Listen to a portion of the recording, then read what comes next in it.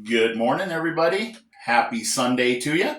Joe at the Big Sky Model Workshop. I'm here for another Sunday morning model cars and coffee, created, of course, by Paul at Left Coast Model Car Builds.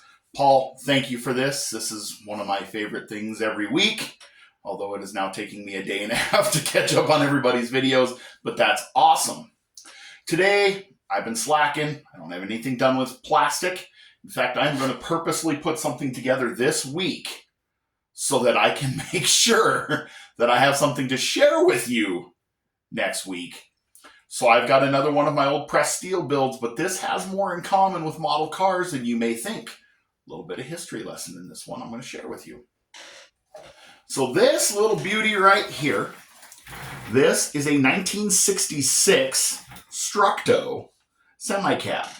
So there are a couple trailers I have for this upstairs. My oldest son, I built a car hauler trailer for, and I actually modified. This came with a livestock hauler trailer that was pretty beat up. So I actually had cut the back half of it away and made an equipment hauler for him. It's nothing super fancy. I actually rattle canned it in silver spray paint because it wouldn't fit in my powder coat booth. And so it's pretty beat up now. It's 3+ years old. So this is my 9-year-old son, Andres. This is, like I said, about 3 years old. So in the mid-60s, the turbine craze was all the rage. The turbine cab, Ford and General Motors had these futuristic turbine style cabs they designed. And so the toy companies followed suit. Tonka, about 1967 or 8 is when they started their turbine series of cabs, and Structo kind of beat them to it. Mid-60s, they're like, hey, we got something we can design here. They're kind of cool looking. So this one was in really rough shape, and I cannot get reproduction parts for a Structo at all. So this took a lot of hunting and a lot of just kind of making do. The grill is in its factory plating. I polished that on my polishing wheel, hooked the bench grinder about as best as I could, and it still looks pretty good, really, all things considered.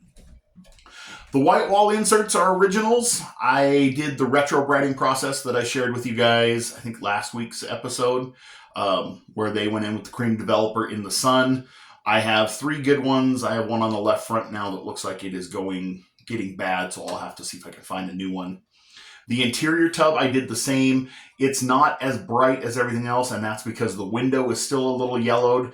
I actually did the retro bright process to the interior and the window. It actually will unyellow clear plastic.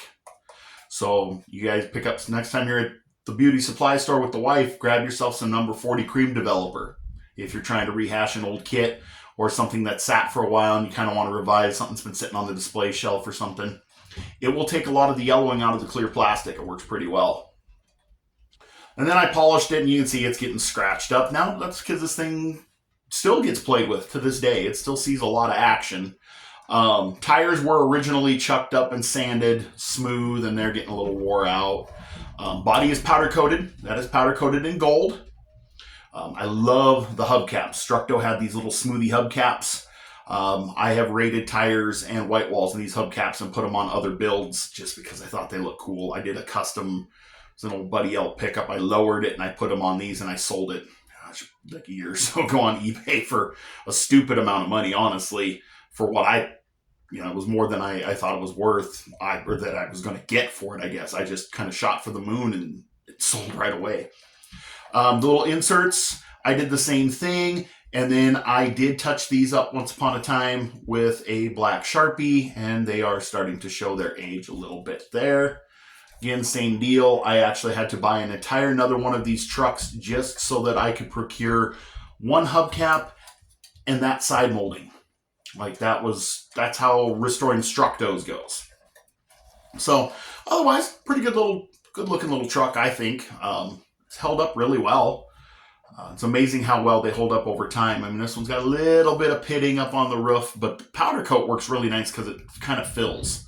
You can get a filler primer for these that lays out and will fill in a lot of things. So you can kind of fudge some body work like you can't fudge on a plastic model. You can kind of get away with it on metal. These Tonkas and others, fun fact, they use the same thickness gauge sheet metal as automotive have automotive sheet metal. So you can work them like a car fender, things like that. They stamped them out of the same gauges as steel. It was one of the things that Tonka used to use as an advertising deal was these are just like your dad's truck. It's stamped out of the same steel. They were painted in DuPont enamel at the time. Kind of cool. So why does this have something in common with model cars? Structo in the 1970s was purchased by Ertl, who then later on went on to purchase AMT. So this thing is kind of a cousin to the round 2 models that we enjoy today. Fun little fact for you. You can tell the unique thing that Structo did is they had these little plastic inserts for the axles to ride on. Nice and smooth and quiet. And if you look underneath an 80s Ertl semi-cab, you'll find those exact same plastic clips today. And no, you cannot find those on the aftermarket either. I still have a couple left just in case this breaks. So,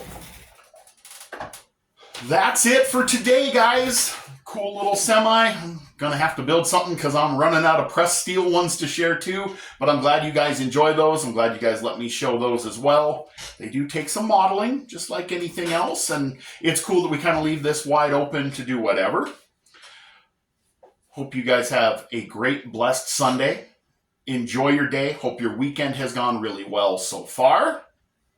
I know when I get back from church today, I'm going to finish my wife's pickup up and hopefully have a final for you sometime this week on that.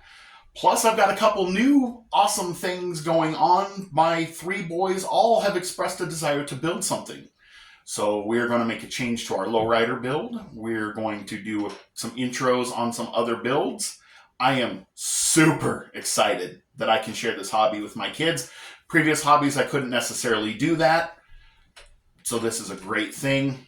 Hope you guys will tune in for those. I hope you guys will like that.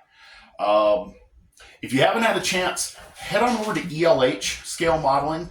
Ed has a really, really cool idea, and I really like it, on helping show people how to get involved in the hobby for not a lot of money. You don't need a ton of expensive supplies and whatnot. I really like what he's got going on. He encourages others of us in the community to take our own spin on it. I'm kind of figuring out how I want to approach it. There's 3 different ways I could approach it, and I may do all 3. Not sure yet. I just kind of I'm following along, but go check it out. If you're not subscribed to Ed, give him a subscribe too. Follow along with what he's got going on. It's a killer idea, really it is. Because I know there's a lot of you out there who are watching who aren't modelers, want to be modelers, don't know how to get started, don't know how to get back in, things like that. I think this will be super helpful and something we can share to other people who are cruising YouTube looking at how to get involved and how to start again.